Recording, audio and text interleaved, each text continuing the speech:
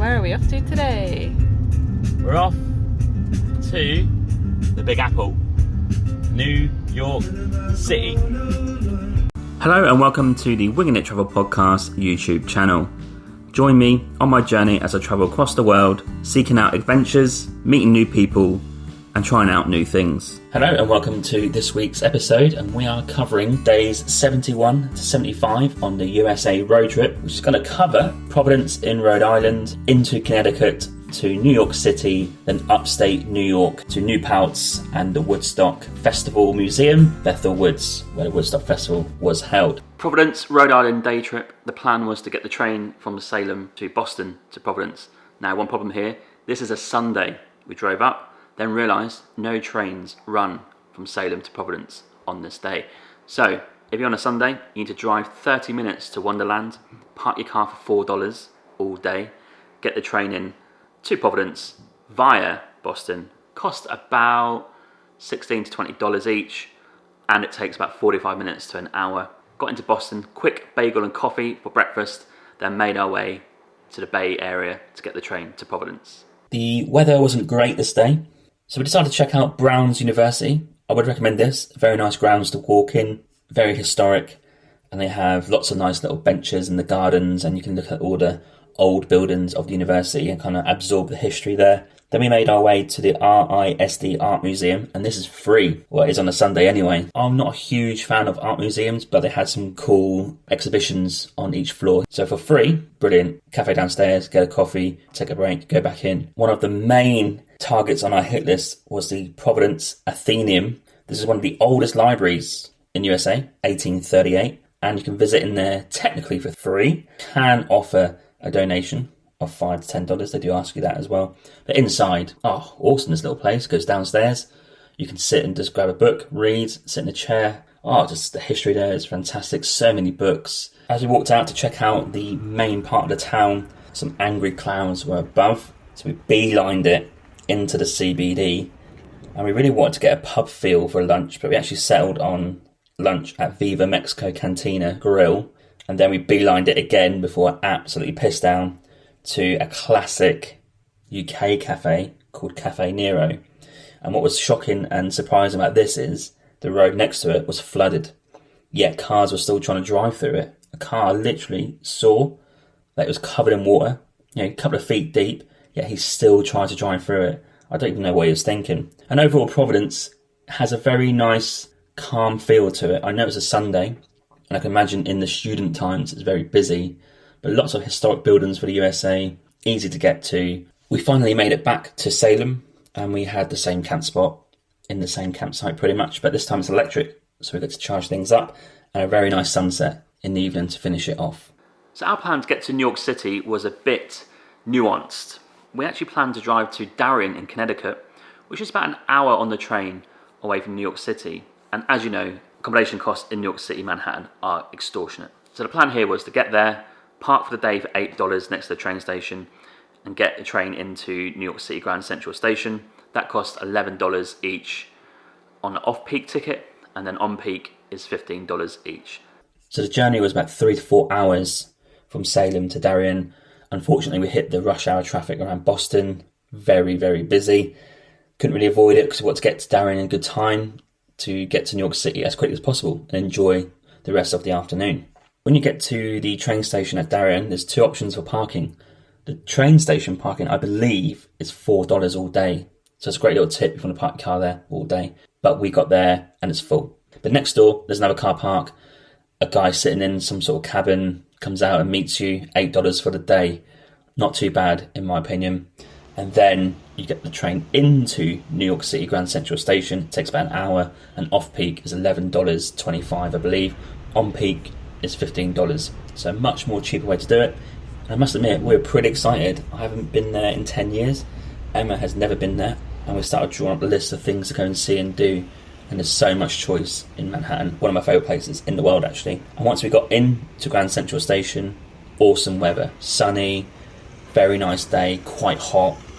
And we thought, right, we need a bagel first. And we found, about a 10-minute walk outside Grand Central Station, Tao Bagels. Fairly local place, $4 a bagel, and they really coat the bagel with cream cheese. And for coffee, we walked around the corner to Grand Central. It's like a library, great coffee, unfortunately paper cups, and a bit dark. If you go to the back, you can sit by the books and read something, but quite dark in there. And then our list. So we're going to check out Central Park first. Well, you have to. Nice day, sunny weather. Let's get some views and get some photos in. So we walked to Central Park, checked out Strawberry Fields, as you do, got the photos looking back over Manhattan. And what I realised is some of the buildings, when I was there 10 years ago, that have been built are now huge. So tall. I think they call it Billionaires Row. They must have awesome views, left, right and centre of Manhattan in general. Also nearly bumped into Roy Keane. That was a bit of a highlight. Couldn't bring myself to say hello because I think he would probably punch me or growl at me at the very least. But it started to get a bit gloomy. So we made our way to Times Square. Not really a fan of this area. It's just one of those classic things you've got to tick off. Emma wanted to see it. It's equivalent to Leicester Square in London. Just loads of people in costumes about. Busy. People trying to get you to buy stuff. Got there. Got the pictures. Moved on very quickly to the library. New York Public Library is free. Go in. Check it out. Historic. And for some reason I've been pining an Irish pub. And we found one called Blackguards, and we had a pint and some chips for a reasonable price. And as we sat down, the rain started, and I mean, this is a different level. This is like a thunderstorm level. And unfortunately, wasn't really prepared for this. And I don't think anyone else is either, because people were running left, right and centre trying to get cover. Streets were flooding. I think since then the subway is flooded. So we dashed all the way to Central Station, probably about a 10-minute walk, and I was absolutely soaked through. Got to Grand Central. Now the problem with this is we're getting a train back to Darien and then straight into our car to obviously sleep in it. Now where we're going to put our wet clothes. Just one of those things in our van that's not ideal. Anyway, we got back, got to the car, drove to the rest stop, absolutely fine, you can park there and there's no problems whatsoever. But the drying of the clothes is an issue and I didn't dry for like 3 or 4 days. Pretty grim. This is a Patreon shout out to Laura from the Swamp Soup Stickers, who's contributed £5 to the podcast on my Patreon. Thank you so much for your support. Really appreciate it, and it helps the podcast to keep going in the future. If you're interested, head to the show notes where you'll find a link to my Patreon. The website address is patreon.com/Winging It Travel Podcast. For £5 English, you will receive some trendy stickers from myself in the post, a shout out on each episode, and also my digital travel planner by email. Thank you for your support. So parked with our mates next door, straight back on the train into Grand Central. The first stop was an Australian cafe called Blue Bottle Cafe, and the reason is I wanted avocado on toast with an egg. That's the only reason. Sometimes you crave, well, you got to crave, right? And as always, Australian coffee is one of the best. So great coffee there too. One of the highlights of the trip, and definitely one of the top things on our list, was the High Line, which I visited 10 years ago. It wasn't completely built at that point, and it wasn't even that known or that busy. So we got to the High Line probably about 11 a.m, something like that. And this is a fantastic tourist site because you get to walk up above the street level through the skyscrapers. It's a designated walk route and you're into the very trendy area of Chelsea. But the views are brilliant and a very good vibe around the High Line. After a lovely walk, we checked out one of New York's things you got to do, and that's a local deli. So we got off the High Line, went to Gourmet Deli and Pizza, and I got a huge turkey and BLT sandwich for $9. And I don't know how I ate it because it's absolutely huge, stuffed with meat, and I just loved it. And in New York, $9 for lunch is pretty cheap. We checked out the Chelsea market. That's also great for food if you want to go to a market. Lots of options there, quite busy as well. But just love walking around the Chelsea area. The houses are really nice, very trendy. You've got like little cafes on the corner, and the Greenwich Village as well. This is definitely a place you want to live in Manhattan, right? It's expensive, but it's up there. Then we went to the Friends apartment, which you can go and see. It's a bit unassuming. It's above a cafe. Even some locals weren't sure what was going on, because I think I heard someone say, oh, this must be the Friends apartment, and they're definitely American. Then we checked out Carrie Bradshaw's flat. No idea what that even means. Just got that written down on my notes. Then we walked all the way south of Manhattan into the World Trade Center area. We went and checked out the World Trade Center and the big memorial there as well. You can go in and get some speeches and some talks, and the museum is worth doing. I've done it 10 years ago. It's pretty harrowing. En route to there, we actually popped by Electric Ladyland Studios. I wanted to go there because of Jimi Hendrix.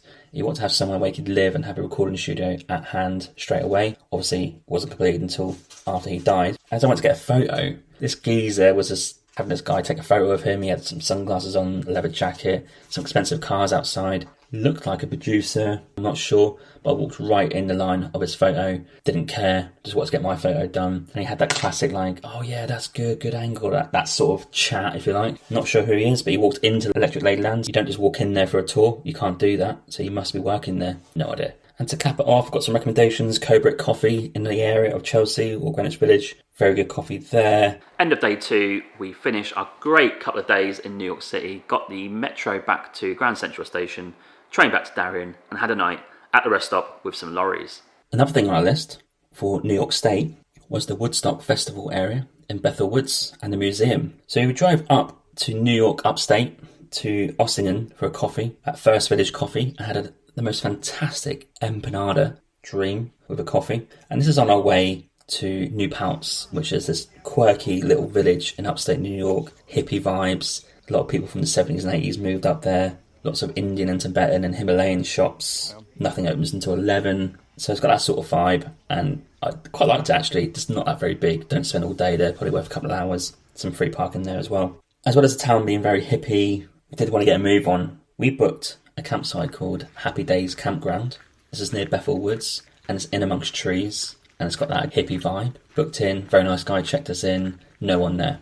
So dream place to have a campsite. The weather wasn't the best, but we got in, checked in, and went straight back out. Now we're going to Bethel Woods because that is actually where the Woodstock Festival was held, even though Woodstock itself, the town, is not there. And straight away you can go and see the farm where they had the festival. There's a plaque there. But the main thing to do is go into the museum. We booked tickets to go and see a band in the evening. So our plan was do the museum, see the band, and then drive back to Happy Days. So I'd love to get my photo by the plaque, getting the views of the farm, trying to embrace the history, the story of Woodstock, which is pretty cool, one of my favourites. Got to the museum. Now we got there pretty late. I'd say we got there probably like an hour before it closed, and we quickly realised after paying $30-40, whatever it is to get in, that you definitely need 2 to 3 hours. So first of all, we asked if we can come back and carry our ticket forward to the morning. I don't think they normally do this. Now luckily the woman who was there was very nice, probably realised that we're English, had a bit of a soft spot for us, and like, oh, you can't come on this way and not see it all. Spoke to management, wrote our names down, and then next morning we'd come back hopefully. But then we carried on to the evening to go and see a jazz band, and this jazz band is very, very interesting. They're called Molly Tigre.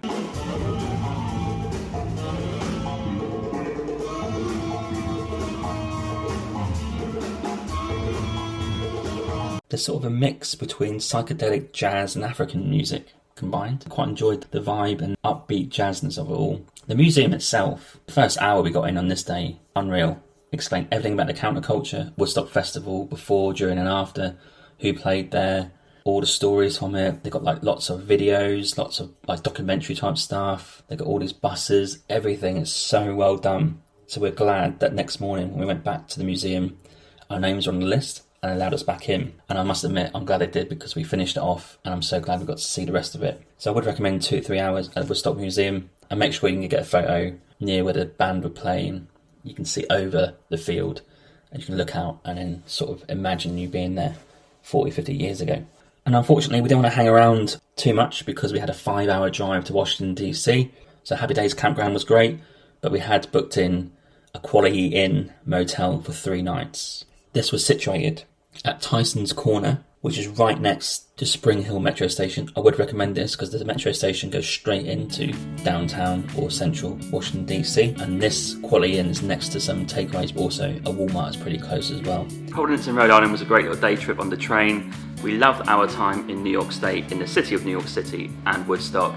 Don't forget to like and subscribe, and I'll see you next time in Washington DC. Please follow and subscribe on my YouTube channel today, and please rate and review the podcast on any podcast platform that you use. Thank you.